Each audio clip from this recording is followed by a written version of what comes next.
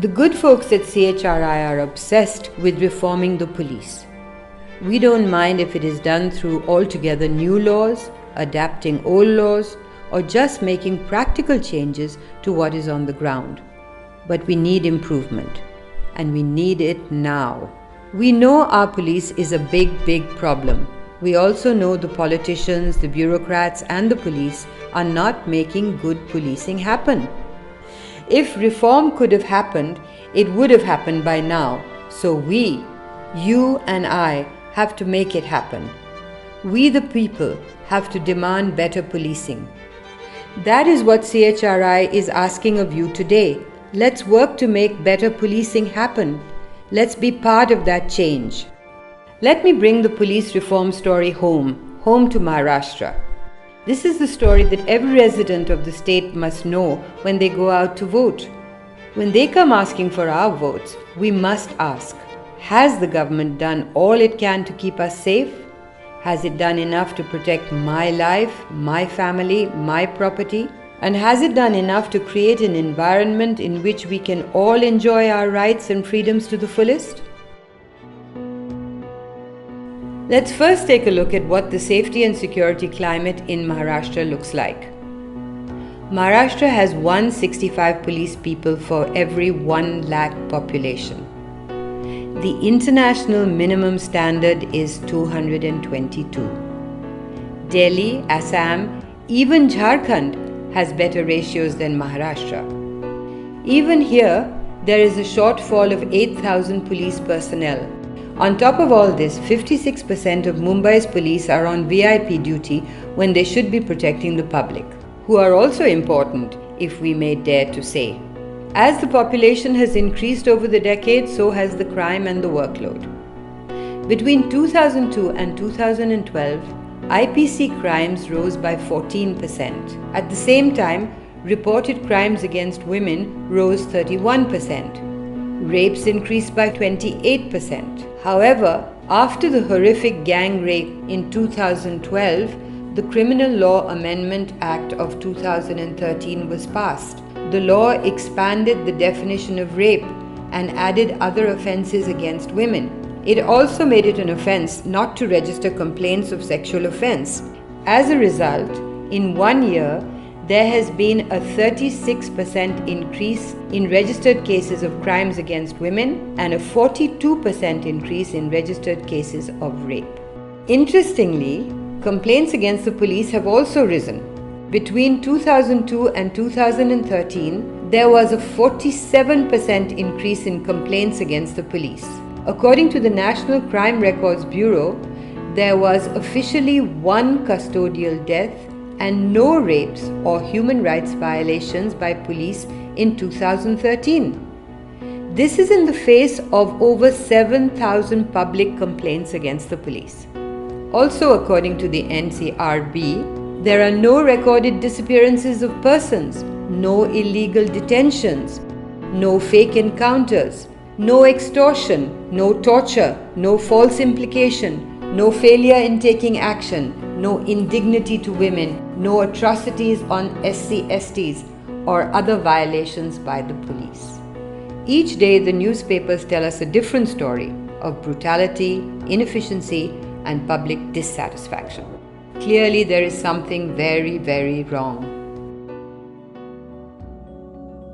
So the next step is to make things better, for the Maharashtra government to put in place a police that is responsive, efficient, unbiased, operationally independent, and accountable. So let's see what steps the Maharashtra government has actually taken to make things better. In 2006, the Supreme Court, in what is popularly known as the Prakash Singh case, thoughtfully distilled the many recommendations of the many commissions that had looked at policing over the decades and crafted 6 clear directives that all the states and union territories of the country must adopt in order to fix India's policing problems. It was a package to be taken all together. Maharashtra submitted affidavits claiming to comply with the court's order, but this only amounted to minimal paper compliance and only for a few directives. Then in 2008, the Supreme Court set up a 3-member monitoring committee, which found that Maharashtra was in actual total non-compliance with the directives. Finally, in February 2014, the government came up with an ordinance. This did not follow the Supreme Court's orders at all. The police made strong representations to the government against it, and so did aware citizens. Nothing worked. In June, in virtual secrecy, ignoring everyone's objections, the government passed the Maharashtra Police Amendment Act of 2014.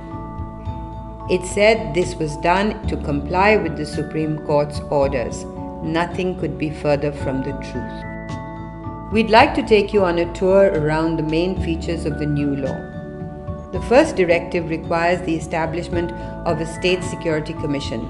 This is a bipartisan body intended to be a buffer between the police and the government in power. This commission filters and tempers the control that the political executive can exercise over the police. It also lays down broad policy guidelines, looks at policing plans, regularly assesses police performance, and reports all this to the Assembly. This is a very good idea to prevent illegitimate political interference over the police.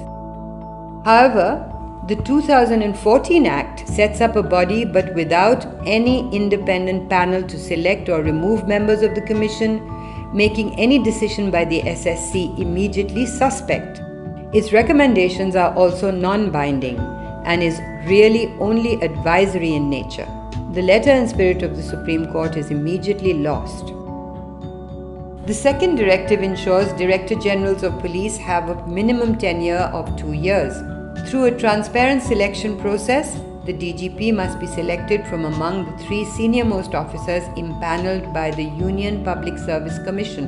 The selection is based on the candidate's length of service, service record, and range of experience. However, the Maharashtra Police Act omits the shortlisting of candidates by the UPSC, which keeps the selection of the DGP firmly in political hands without any independent shortlisting possibility. The third directive ensures 2-year tenure for operational officers all the way down to the station house officer. This was intended to reduce the use of arbitrary transfers that punish the police even when they have done nothing wrong. Yet, the Maharashtra Act allows for mid-term transfers for exceptional circumstances, for the public interest, and on account of administrative exigencies. Even though the Supreme Court's idea was to reduce discretions and arbitrary transfers, under this Act, the police can still be shunted from pillar to post. The Court's fourth directive emphasized the need to separate investigation and law and order functions of the police. Each is a specific function that requires different skills and training. In the face of this, the Maharashtra Act does not create new and specialized crime investigation units, but rests on the plea that this is somewhat already in place. The fifth directive sets up a police establishment board. This is made up of the police chief and 4 of his senior-most officers. Depending on rank, this board can decide or make recommendations to the government on transfers, postings, promotions, and other service-related matters. The directive was intended to put management where it belongs, back in the hands of the police leadership and not in the hands of any outsider. However, the Maharashtra Act deviates from the court's composition and brings in people outside the police leadership to be on this board. So, outside influences can still decide career paths and assess capabilities when this should be the job of no one else but police managers. The sixth directive requires governments to create a police complaints authority. This is a specialist body that looks into public complaints against police officers in cases of serious misconduct, including death, grievous hurt, rape, and other offences involving serious abuse of authority. The Police Complaints Authority's direct oversight is meant to give the public a local level independent go-to place for their grievances. Instead of being totally independent to the police as the Supreme Court required, the Maharashtra Act allows it to have serving police officers on it. There is no arm's length process for appointing other members, And to ensure its weakness, its recommendations are not even binding. In short, taken together, the Act completely wipes out the possibilities of good policing that the Supreme Court's directives held. In fact, it embeds into law all the bad practices that are rife and keeps the police totally in the pockets of the political executive. Throughout the years when Mumbaikars had to go through the horror of the Mumbai blasts, past 2006 when the Supreme Court passed its directives, past the monitoring committee's finding that Maharashtra had done nothing to make policing better, till now when the court is again looking to see whether its orders are being obeyed, Maharashtra has resisted improvements. In the end, the state has created a law entirely biased in favor of cementing a stranglehold grip on the police. The people of Maharashtra now have a police that is still short-staffed, still undertrained, still unspecialized, and still ill-equipped to serve the people. But now, in addition, it has been designed to be entirely the creature of the government in power. Police planning, behavior, careers, and accountability will be subject to every new government's political biases and whims. Unless we, the people of Maharashtra, demand a change. We have that opportunity. We need to make better policing a central issue in the coming elections. We need to ask every candidate in every public forum, what is it you will do to make the law better, to help the police be better on the ground, to make our families and our future safer. We need to send a signal that to get elected, every candidate of every party must tell us what he or she will do to make policing responsive, clean, efficient, and law-abiding. What will they do to change the police from a force to a service? Promises won't do. Practical solutions must be spelled out before you get the vote of the great people of Maharashtra.